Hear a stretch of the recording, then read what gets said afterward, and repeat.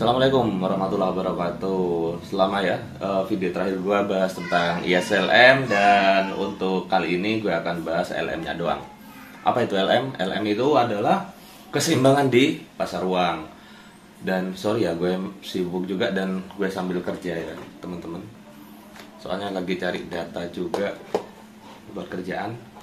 Oke, untuk LM ada atau keseimbangan di pasar uang itu menggambarkan tentang besarnya pendapatan nasional pada berbagai tingkat suku bunga. Jadi besarnya Y pada berbagai tingkat suku bunga atau bisa disimbolkan dengan I, ya. Oke, yang memenuhi syarat keseimbangan di pasar uang itu dia. Nah, di mana L-nya itu sendiri adalah liquidity preference, kemudian M-nya itu adalah money supply, simbol dari money supply, dan L-nya itu adalah liquidity preference yang menggambarkan pada permintaan uang. Jadi saat kita berbicara LM nih, berarti namanya keseimbangan ya, berarti ada permintaan dan penawaran, dan di situ mereka ketemu. Nah, konteks kali ini adalah keseimbangan di pasar uang, berarti bertemunya permintaan uang dan penawaran uang, di mana L atau liquidity preferences merupakan simbol dari permintaan uang itu sendiri, dan M adalah simbol dari penawaran uang atau money supply. Nah, kemudian kalau kita flashback lagi ke teorinya Keynes, yang mana teorinya Keynes itu tentang motif orang memegang uang kan dibagi menjadi 3, ada yang berjaga-jaga, ada yang untuk transaksi, dan juga yang ketiga adalah ada untuk spekulasi.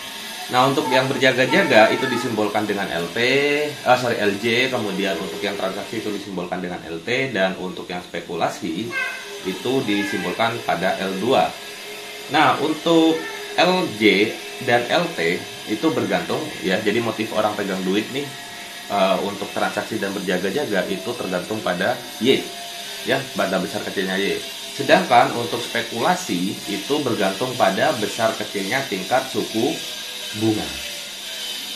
Jadi lazimnya spekulasi surat berharga tuh, obligasi atau saham itu akan bergantung pada suku bunga, men. Dimana semakin tinggi suku bunganya akan mengakibatkan permintaan uang untuk spekulasi makin kecil. Jadi semakin tinggi tingkat suku bunga, permintaan untuk spekulasi makin kecil. Kenapa bisa begitu? Ketika suku bunga tinggi ya orang-orang lebih suka save di bank, atau suku bunganya tinggi, saving di bank daripada kita dibelikan saham atau obligasi. Asumsinya seperti itu. Nah, kemudian dari L1 dan L2, kalau misalkan kita buat persamaan ya, berarti untuk L itu sama dengan LT plus LJ gitu, men. Nah, LT dan LJ.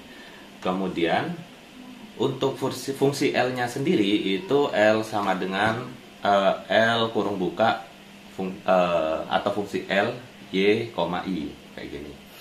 Terus juga kalau dijabarkan lebih panjang, dimana kita bagi ya untuk yang transaksi karena dia bergantung pada Y, jadi ada huruf K kecil di depannya.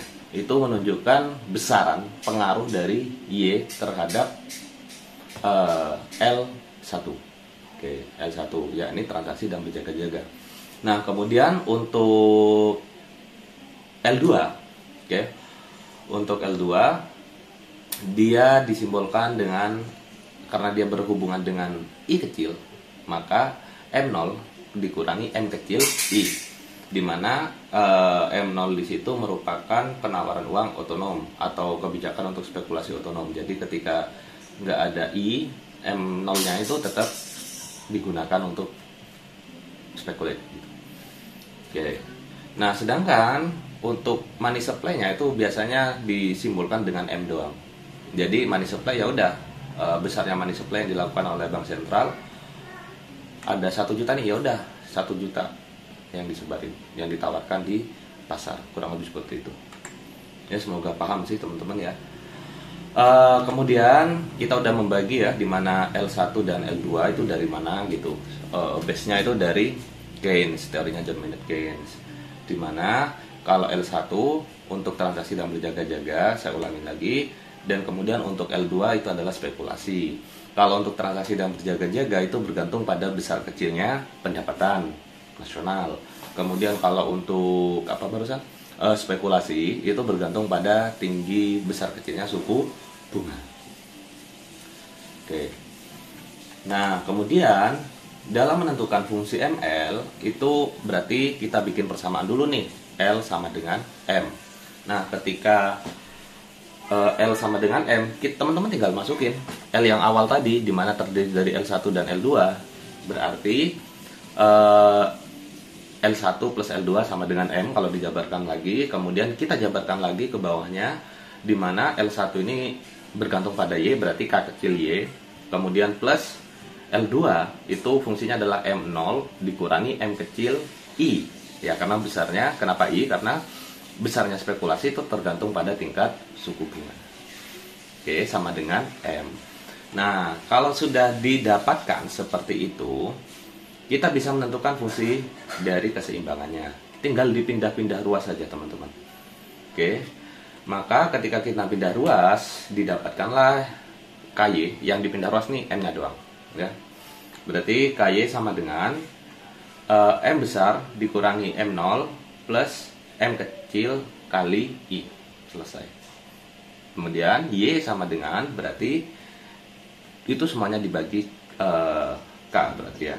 Berarti M0 dibagi K plus M per K dikali I. Udah selesai. Jadilah fungsi LM. Contoh kasusnya gimana gitu. Contoh kasusnya nanti gua akan coret-coret di kertas deh ya. Coret-coret di kertas untuk contoh kasusnya. Jadi stay terus di video ekonomi. Kemudian untuk contoh soalnya nanti saya tulisin di kertas. Oke, udah gitu doang. Gue lanjut kerja lagi.